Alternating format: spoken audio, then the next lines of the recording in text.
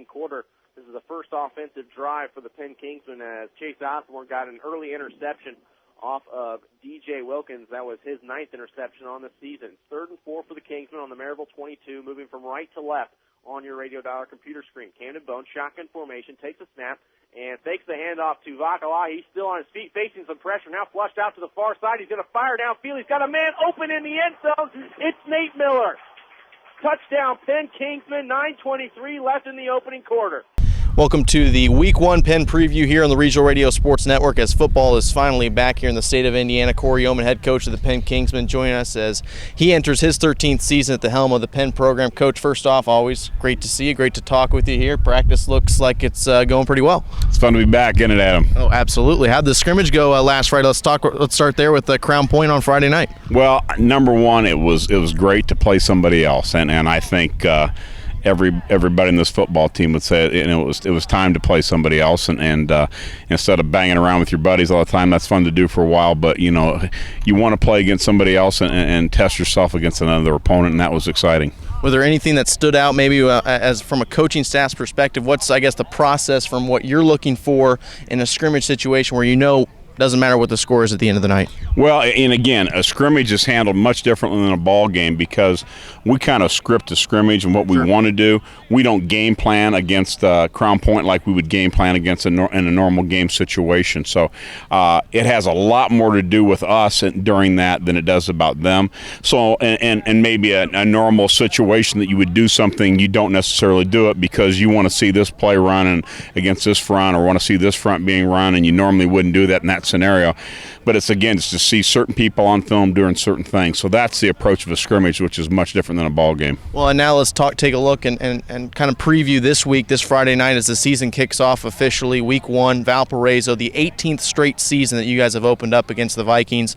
I know it's been kind of a little bit of a rivalry now between the Vikings and the Kingsmen. Well, you know what? You go back a long, long time. We played back in the 80s and in the playoffs, and Coach Hoffman, great friend, and in fact, he was one of my All-Star coaches back a long, long time ago in the North-South All-Star game, and have great respect for him and his staff and what he built there. The school itself is very similar. I mean, strong academic standards, great tradition in football, and that's a great type of team to play in the first game.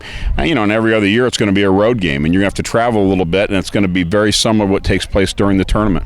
When you take a look, when you look at your offense and what they're going to bring to the table versus a defense like what the Vikings present, what are the key areas that you think that you're going to be able to maybe kind of use to your advantage and put some points on the board? Well, I still think we're trying to find out, who really are. Offensively, defensively, special teams, there's still a lot of questions. This is still a pretty fluid process. A lot of new faces this year from the guys that played and started in that last ball game, and we're still trying to find our way a little bit. What we do best, and we got plenty of stuff we can work on, but we need to finally, find some things and really get good at a few things and try to get what's the identity of this team going to be, and that's still up in the air. It's still up in the air how your seniors are going to react in tough situations.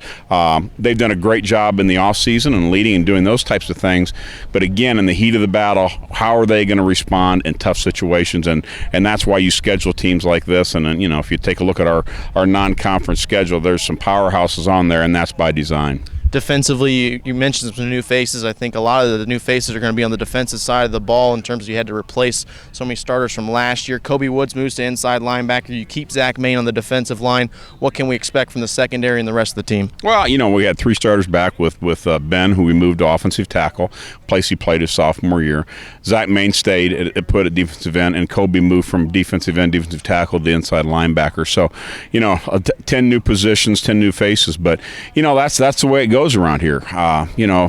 It's not uncommon to have very, very few returning starters, and we're not going to sit around and feel sorry for ourselves, because I guarantee you no one who plays is going to feel sorry for us. So we've got to get good at what we do. The expectations are for the position and not for the player, and it's their chance and it's their time, and they've got to make the most of it. You got a couple of kickers as well coming back in the special teams game, and I know that's a huge component to what you like to do here at Penn. Yes, both Sam Schultes and Hancock are back helping with our punting and kicking and kickoff. duties, and it's great to have those guys back. It really, really is. Maris will do some of the holding for us on extra point and field goal, but we lost a heck of a long snapper too. You know what I mean? A scholarship guy there at Purdue. So losing Ben, but I think again those guys have worked hard too. But that's going to be a little bit of a change too. So we're like in the scrimmage, we made plenty of mistakes. I think when you play another opponent, they're so used to playing each other and seeing guys in gold helmets and black uniforms or white uniforms. When they saw the red colors, a little bit different, and all of a sudden they didn't quite do what they've been doing. And but that's why you scrimmage, and that's why we used to play jamborees, just to get those jitters out first and try to calm them down a little bit. So it'll be an exciting game over in Valpo. Coach, you had Bob Kanya, a Hall of Fame official, come in a couple weeks ago to talk with the boys about some new rule changes and how that's affecting the game.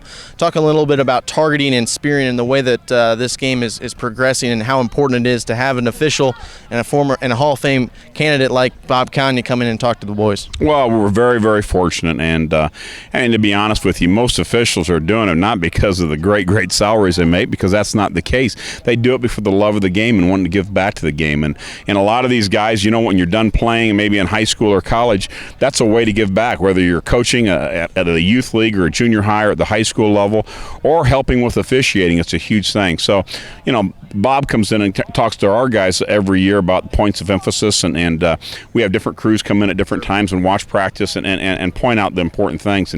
And by far the number one thing is risk, taking care of the risk and the minimization of major risk for players.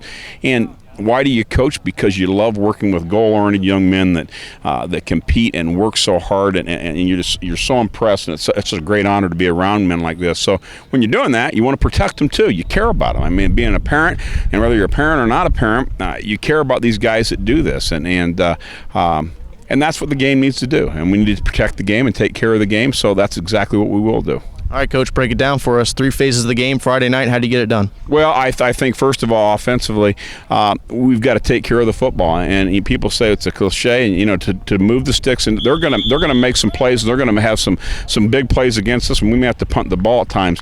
But we can't turn the ball over. We've got to protect the football.